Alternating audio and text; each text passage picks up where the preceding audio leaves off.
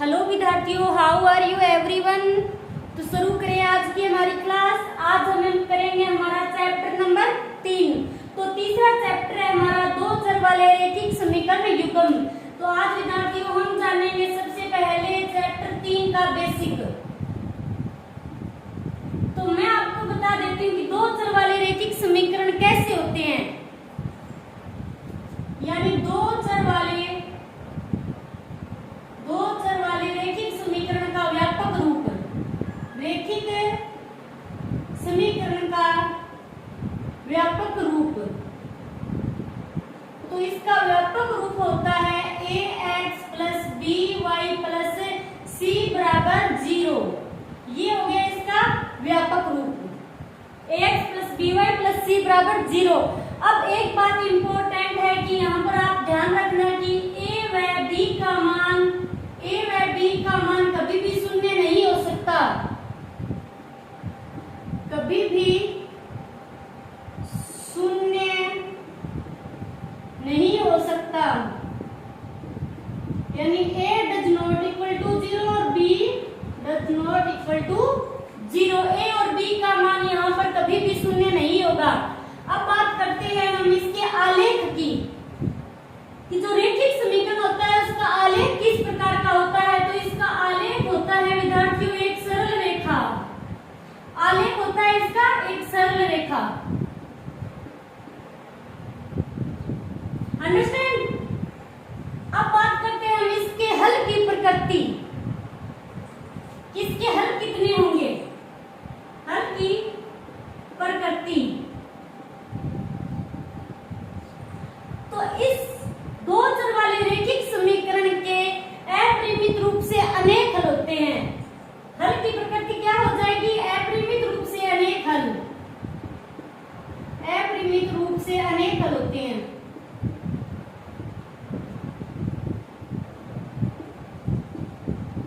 अनेक हल होते हैं। तो स्टूडेंट्स अब हमने यहाँ पर क्या किया, हमने पढ़ा है दो चर वाले रैखिक समीकरण का व्यापक रूप। यानी हमने दो चर वाले रैखिक समीकरण का व्यापक रूप पढ़ा। अब हम क्या पढ़ेंगे, दो चर वाले रैखिक समीकरण युग्म का व्यापक रूप क्या होगा। ये तो सिंगल था, अब युग्म क्या होता है, जोड़ा। तो अब हम देखेंगे, जोड़े की बात करते हैं। तो देखिए दो चर वाले रैखिक समीकरण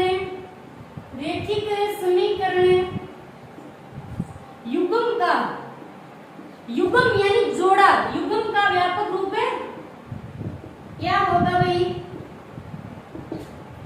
सिंगल था उसका तो क्या था, ax plus by plus c, और डबल है तो इसका क्या होगा व्यापक रूप, a1x plus b1y plus c1 बराबर 0। क्लियर। तो अब इसका दूसरा क्या हो जाएगा, a2x plus b2y plus c2 बराबर 0। ये हो गई हमारी दो समीकरण। तो यानी युग्म पूछा है रैखिक समीकरण का, तो ये हो गया जोड़ा। अब हम बात करेंगे कि इसका आलेख किस प्रकार का होता है और इसकी हलों की प्रकृति क्या होती है। तो अब हम सबसे पहले देखें कि दो चर वाले रैखिक युग्म का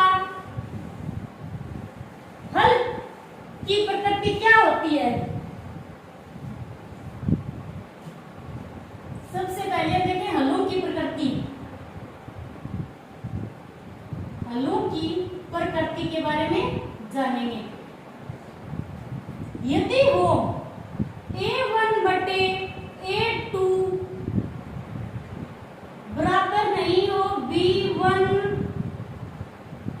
बटे b2 के, तो हल की प्रकृति क्या होगी। यदि ये हो a1 बटे a2 बराबर नहीं है b1 बटे b2 के, तो इसकी प्रकृति क्या होगी, इसके हल कितने होंगे, अद्वितीय हल होंगे।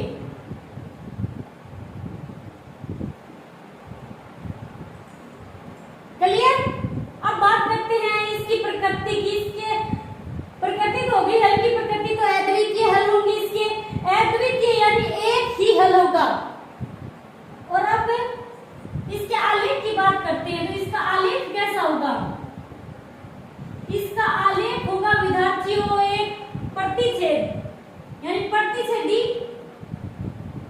आलेख होगा प्रतिच्छेदी।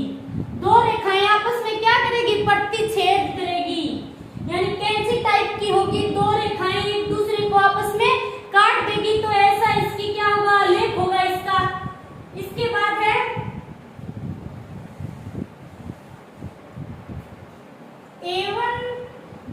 A1 बटे A2 बराबर B1 बटे B2 और बराबर नहीं है C1 बटे C2। तो इसका हलों की प्रकृति क्या होगी, कोई हल नहीं होगा। इसका क्या है, कोई हल नहीं होगा। इसका थोड़ा सा बेसिक आप ध्यान में रख लेना, कोई हल नहीं होगा। इसका कोई हल नहीं होगा। तो अभी बात करते हैं इसके आलेख की कि इसका आलेख किस प्रकार का होगा। तो स्टूडेंट्स इसका आलेख होगा एक समांतर रेखा। समांतर रेखा, समांतर रेखाएं कौन सी होती है, जो कभी भी एक दूसरे को कहीं पर भी नहीं काटती है, इस प्रकार होती है समांतर रेखाएं। इसकी दूरी समान होती है और समान दूरी पर अनंत तक बढ़ती है, यानी रेल की पटरी की तरह होती है, कभी भी एक दूसरे को कहीं भी नहीं काटती है। तो ऐसी रेखाएं होती है हमारी समांतर रेखाएं। तो इसका आलेख होगा एक समांतर रेखा। अब बात करते हैं A1 बटे A2 बराबर B1 बटे B2 बराबर C1 बटे C2। यदि ये तीनों बराबर है तो अब बात करेंगे कि हल की प्रकृति क्या होगी।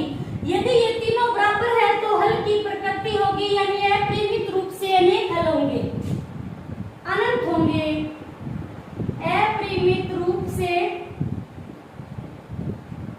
अनेक हल होंगे, यानी अनंत भी लिख सकते हो आप। और इसकी बात करें आलेख की, तो इसका आलेख क्या होगा, इसका आलेख होगा विद्यार्थियों समपाती,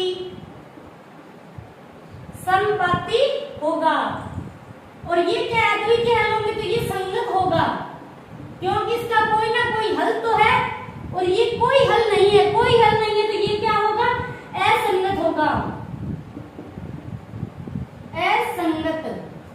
और ये क्या है, परिमित रूप से अनेक हल होंगे, तो ये भी क्या होगा, संगत होगा। ये थोड़ा सा इस चैप्टर का बेसिक है, आप ध्यान में रख लेना, ज्यादा कुछ लंबा चौड़ा नहीं है। ओके, क्लियर है इतना कि अब है हमारी प्रश्नावली 3.1। हमारी 3.1 का पहला क्वेश्चन है, निम्न समस्याओं में रेखिक समीकरणों के युग्म बनाइए और उनके ग्राफीय विधि से हल ज्ञात कीजिए। हमें क्या करना है, दो रेखाओं का रेखिक समीकरण का युग्म बनाना है और फिर क्या करना है, एक ग्राफीय विधि से हल ज्ञात करना है। कक्षा 10 के 10 विद्यार्थियों ने एक गणित की पहली प्रतियोगिता में भाग लिया।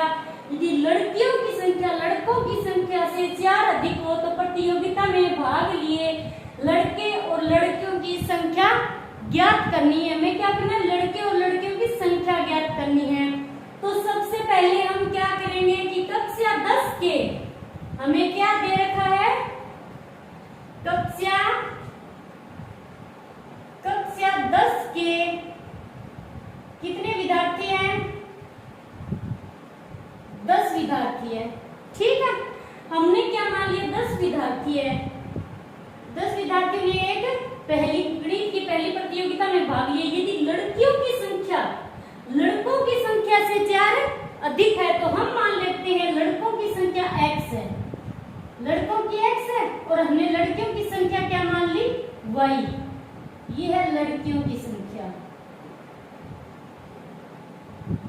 और कुल कितने हैं लड़के और लड़की, 10। तो हमारी पहली समीकरण ये बन सकती है x + y बराबर 10। आया समझ में। और फिर बात में क्या दे रखा है, यदि लड़कियों की संख्या लड़कों की संख्या से 4 अधिक है, अधिक कौन है, लड़कियां। लड़कियां कितनी अधिक है, लड़के क्या है, कम है, और अधिक क्या है, लड़कियां अधिक है। लड़कियां कितनी अधिक है, लड़कों से 4 अधिक है। तो यह हमने लड़कों को x माना था और लड़कियों को y माना था। यदि x में हम 4 प्लस कर दे तो क्या हो जाएगा, लड़कों की संख्या लड़कियों की संख्या के बराबर हो जाएगी।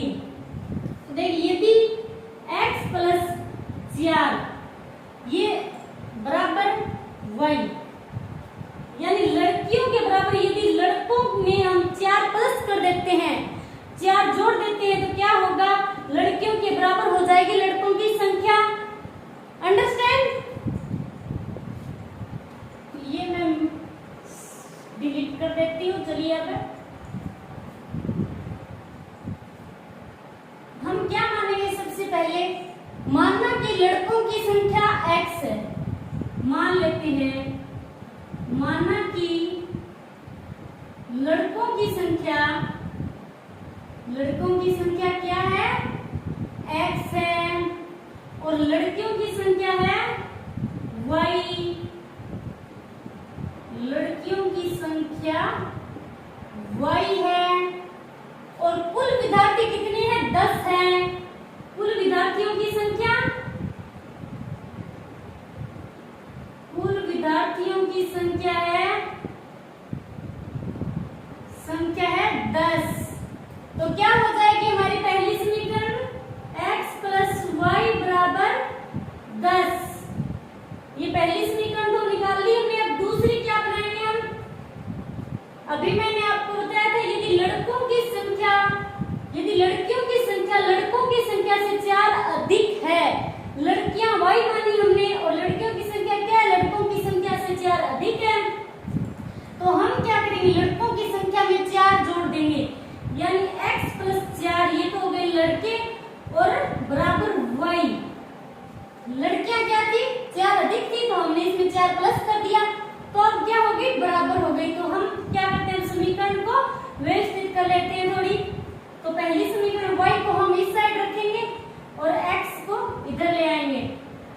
y बराबर 10 माइनस x, यानी y यहाँ पर है और x इधर जाएगा तो किस में जाएगा, माइनस में। तो ये हो गई हमारी समीकरण नंबर 1। इसी प्रकार हम दूसरी समीकरण को लिख देते हैं, y बराबर ये इस तरफ लिख देंगे तो क्या हो जाएगा, x प्लस 4। ये हो गई हमारी समीकरण नंबर 2। अब हम क्या करेंगे, समीकरण 1 व 2 में x के मान रखकर हम एक सारणी बनाएंगे जिससे y का मान आ जाएगा, x और y के हमें निर्देशांक प्राप्त हो जाएंगे। फिर हम क्या करेंगे, ग्राफ में इसे दर्शाएंगे। चलिए, तो अब क्या करेंगे, सबसे पहले समीकरण नंबर 1 को लेते हैं। हम समीकरण नंबर 1 में x का मान रख देते हैं हम 0। तो देखिए कैसे, समीकरण 1 में x बराबर 0 रखने पर क्या करते हैं, चलिए, तो हमारी समीकरण नंबर 1 कौन सी है, ये वाली, y बराबर 10 माइनस x की जगह क्या रखेंगे, 0। तो क्या आ जाएगा, y बराबर 10 में से 0 गए 10, ये आ गया y का मान। अब हम दोबारा क्या रखेंगे, x में 1 रख लेते हैं। तो समीकरण 1 में x बराबर 1 रखने पर, x बराबर 1 रखने पर, तो अब हम समीकरण 1 में x की जगह 1 रख देते हैं। तो समीकरण 1 का हमारी y बराबर 10 माइनस x, और x की जगह रखना है हमें 1, तो y बराबर 10 माइनस 1, यानी y बराबर आ गया हमारा 9। ये हमने x और y के निर्देशांक प्राप्त कर लिए हैं। तो हम क्या करेंगे, एक सारणी बना लेते हैं। सारणी में x और y के मान लिख देंगे। ये हमारी पहली सारणी है, इसमें हम लिख देंगे x और y के मान।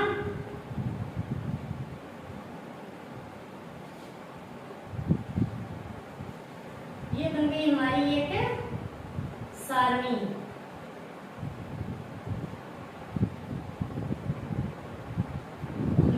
ये है हमारा x और ये है y। x की जगह हमने रखा 0 सबसे पहले, तो y का मान क्या है हमारा, y का मान आया यहाँ पर 10, और फिर हमने x का मान रखा 1, तो हमारा y का मान क्या आया, 9। ये पहली समीकरण से तो हमने निर्देशांक प्राप्त कर लिए हैं। अब हम करेंगे दूसरी समीकरण से। तो चलिए, दूसरी समीकरण से हम करते हैं। समीकरण 2 में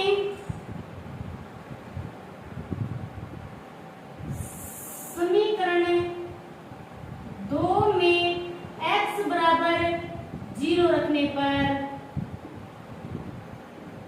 समीकरण 2 में हम x बराबर 0 रखेंगे तो क्या होगा, समीकरण 2 कौन सी हमारी, y बराबर x प्लस 4। तो चलिए मान रखते हैं y बराबर, x की जगह क्या रखेंगे हम, 0 प्लस 4, यानी y बराबर क्या आ गया, 4। y बराबर आ गया 4। अब दोबारा करते हैं समीकरण 2 में x बराबर 1 रखने पर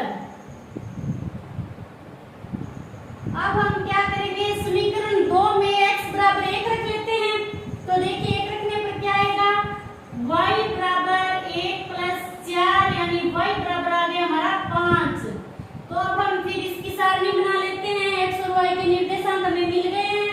ये सारणी हम यहाँ पर बना लेते हैं। ये हमें दोनों समीकरणों से हमने निर्देशांक प्राप्त कर लिए हैं और अब हमें क्या करना है, ग्राफ में निर्देशांकों को दर्शाना है और फिर हमें आंसर मिलेगा। चलिए तो देखते हैं। अब हम क्या करेंगे, यहाँ पर x और y के मान रख देते हैं। ये हमारी सारणी हो गई, ये x हो गया हमारा, ये y हो गया। x के बराबर हमने क्या रखा, 0 रखा, तो y का मान क्या है हमारा 4 और x का मान हमने रखा 1 तो y का मान क्या है हमारा 5। ये हो गई हमारी सारणी। तो अब हम क्या करेंगे कि ये जो निर्देशांक x और y के हमने दो रैखिक समीकरण से प्राप्त किए हैं, इनके निर्देशांक हम यहाँ ग्राफ में प्रदर्शित करेंगे।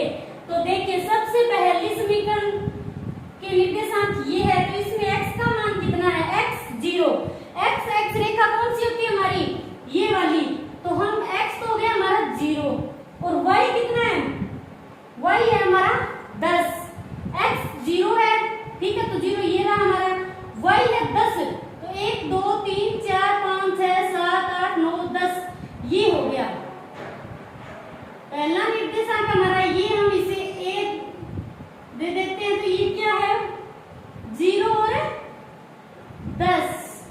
अब है हमारा दूसरा, x 1 है और y क्या है 9। x का 1 तो x इस प्रकार ये रहा 1 x का और y का कितना है 9, तो 9 कहां पर आएगा, ये रहा x का 1 और y का 9। इसको हम b बिंदु मान लेते हैं। तो ये कितना हुआ हमारा 1 और 9। ये क्या हुए, दो निर्देशांक हमने प्रदर्शित कर दिए। तो चलिए अब हम ये सीधी एक रेखा खींच देते हैं। ये हो गया हमारा, कौन सी रेखा से हमें ये निर्देशांक मिले हैं वो रेखा हम यहाँ पर लिख देते हैं। हमारी पहली समीकरण कौन सी थी, पहली समीकरण थी हमारी y बराबर 10 माइनस x। यानी कौन सी समीकरण से हमें ये मान मिले हैं, y बराबर 10 माइनस x। तो मैं यहाँ लिख देती हूँ y बराबर 10 माइनस x। ये हो गया हमारे पहली समीकरण के निर्देशांक प्रदर्शित कर दिए हमने। अब हम करेंगे दूसरी समीकरण के निर्देशांक। तो दूसरी समीकरण के निर्देशांक कहाँ है, ये रही हमारी सारणी में। तो दूसरी में हमें क्या, x का मान क्या है, x का 0 रखा, तो y का कितना है 4। तो चलिए पहले निर्देशांक प्रदर्शित करते हैं। x 0 है हमारा, तो 0 तो ये रहा, y है हमारा 4, तो 4 कहां पर है 1 2 3 4, तो ये हो जाएगा। इसे हम p बिंदु मान लेते हैं, यानी 0 और 4। और दूसरे क्या है मान हमारे, x का 1 रखा तो y का मिला 5, तो 1 और 5, x का 1 लेंगे, x का 1 y का 5, तो y का 5, x 1 और y 5 ये मिलेगा हमें यहाँ पर। इसे हम बिंदु Q मान लेते हैं। क्या है ये 1 और 5, x का 1 और y का 5 ये हो गए। तो अब हम क्या करेंगे, काटते ये दोनों।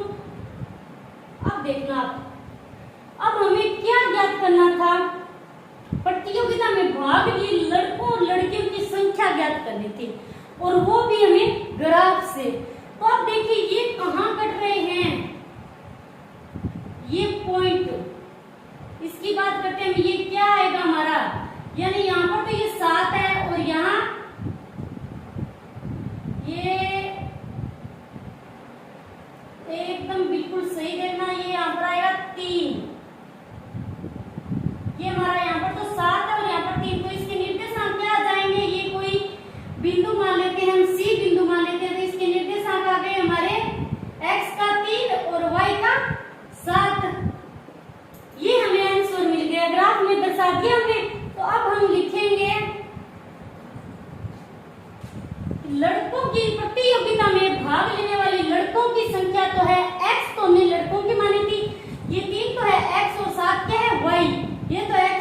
y, तो ये क्या है, लड़कों की संख्या और ये है लड़कियों की संख्या। तो हम लिख देते हैं प्रतियोगिता में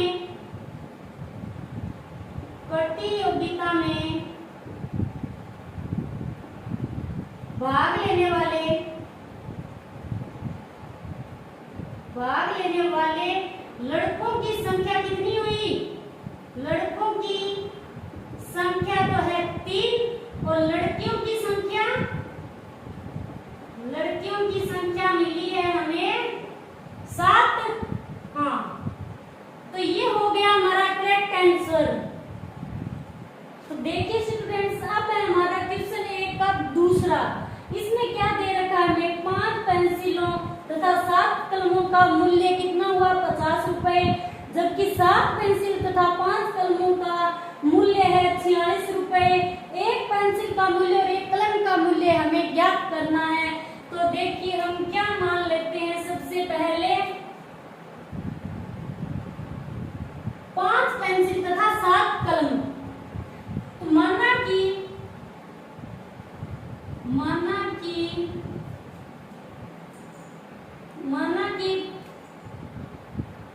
एक कलम पेंसिल का मूल्य,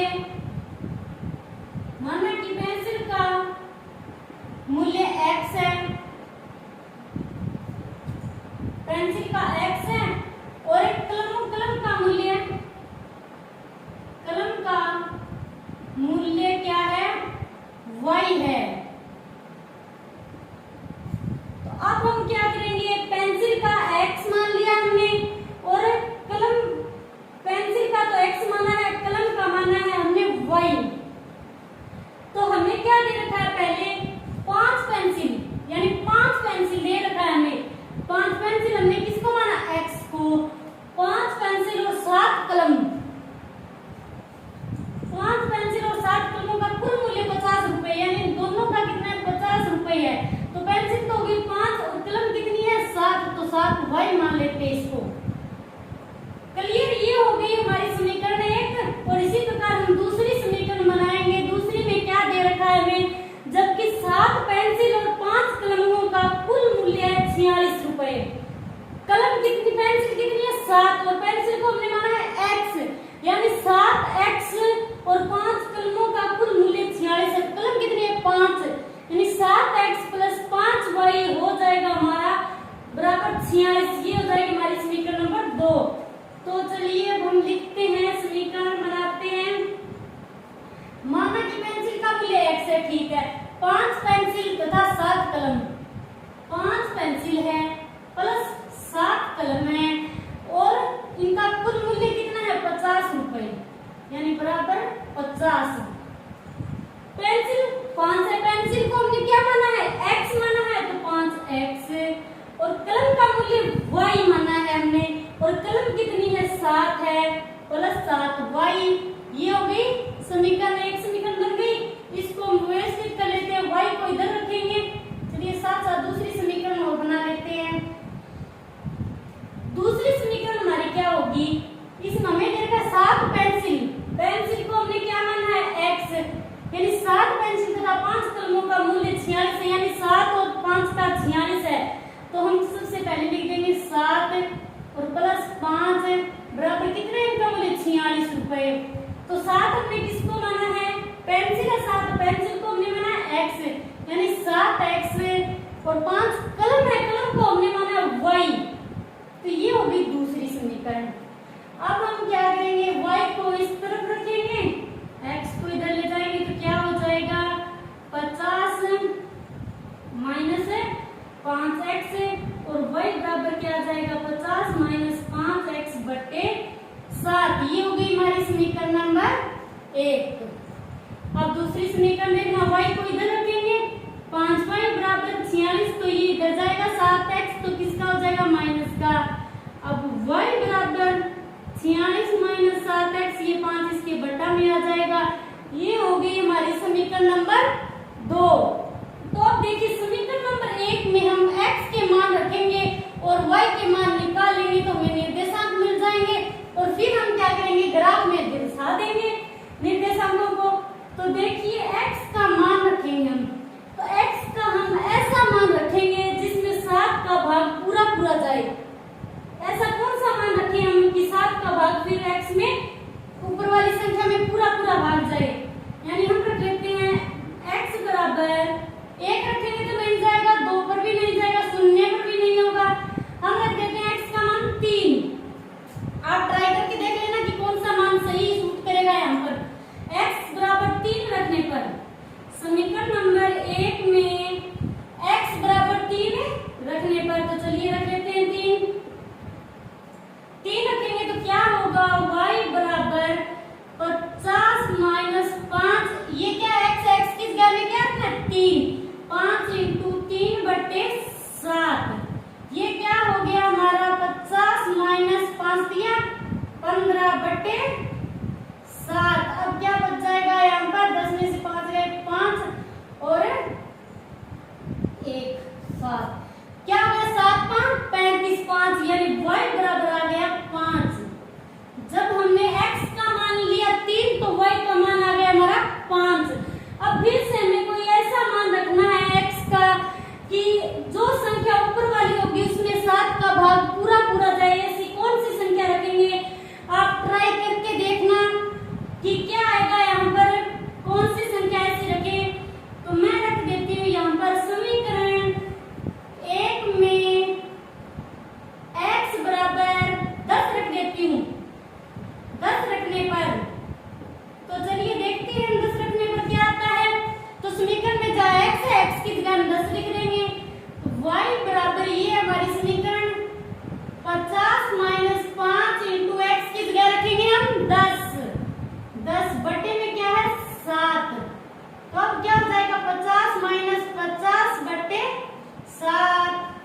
50 में से 50 गए 0 बटे 7, यानी y बराबर आ गया यहाँ पर 0। तो हमने x बराबर रखे 10 तो y बराबर आया 0। तो हम क्या करेंगे एक सारणी बना देंगे और इस सारणी में x और y के मान लिख देंगे। x और y, x हमने कितना लिया, x लिया हमने 3 तो y आया हमारा 5। और फिर दूसरी बार हमने x लिया 10 तो y हमारा कितना आया 0। ये हमने पहली सारणी से समीकरण 1 से हमने एक सारणी बना ली और इसी प्रकार हम क्या करेंगे दूसरी समीकरण में x का मान रख के हम निर्देशांक प्राप्त कर लेंगे और दूसरी सारणी बना लेंगे। तो चलिए हम इसमें क्या करें, ऐसा कौन सा मान रखें x में कि नीचे जो 5 है इसका भाग पूरा पूरा जाए। तो देखिए क्या रखना पड़ेगा, हम पहले क्या करते हैं माना समीकरण 2 में x बराबर 3 रख लेते हैं। x बराबर 3 रखने पर आप ट्राई करके देख लेना कि यहाँ पर कौन सी संख्या रखनी होगी हमें। x बराबर मैं 3 रख देती हूँ तो देखना क्या आएगा, y बराबर आपको जहां जहां x दिख रहा है वहां हमें क्या रखना है 3 रखना है। y बराबर 46 माइनस 7 इंटू एक्स की जगह रखेंगे हम 3 बटे में 5। तो क्या आएगा 46 माइनस 7 दिया 21 बटे 5 बराबर यहाँ पर क्या बन जाएंगे 25 बटे 5। अब क्या आ जाएगा y बराबर 5 का भाग देंगे 25 में तो क्या आएगा 5 25। अब हम कौन सा मान रखें दूसरी बार x में कि इसका फिर ऊपर वाली संख्या जो बनेगी उसमें नीचे वाले 5 का भाग पूरा पूरा जाए। तो देखिए मैं रख देती हूँ x बराबर 8। आप और भी कोई ऐसा मान रख सकते हो जो आपको अच्छा लगे। समीकरण 2 में x बराबर 8 रखने पर चलिए तो 8 रख के देख लेते हैं क्या आएगा। जहां x है समीकरण 2 नंबर 2 है हमारी ये और इसमें x है उसकी जगह रख देंगे हम 8।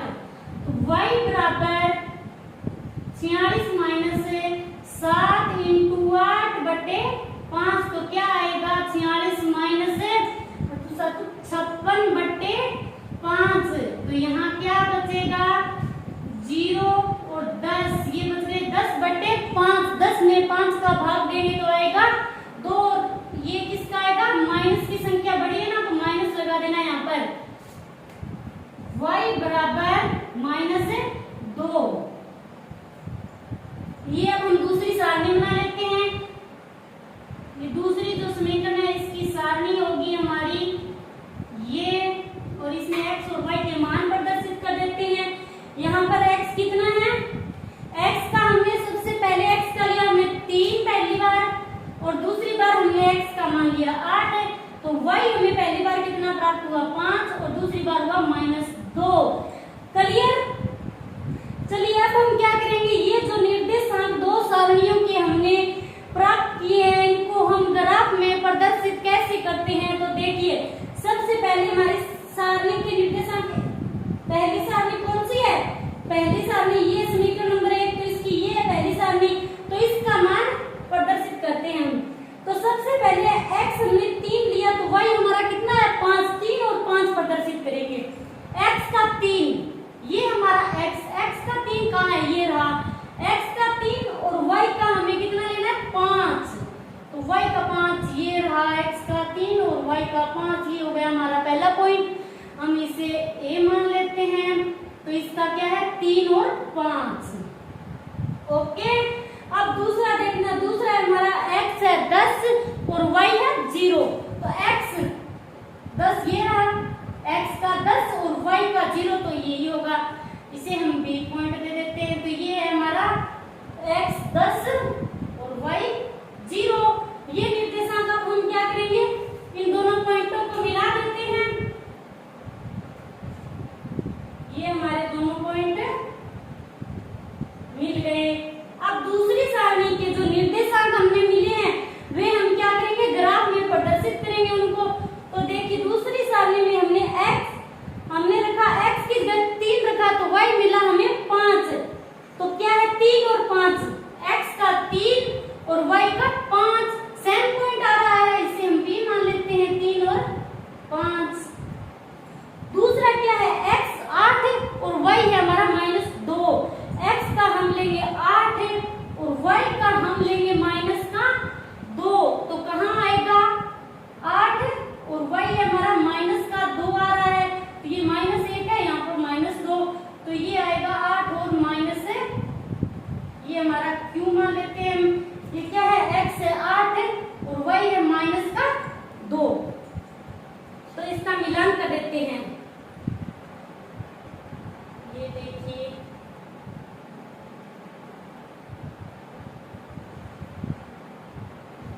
अब देखिए ये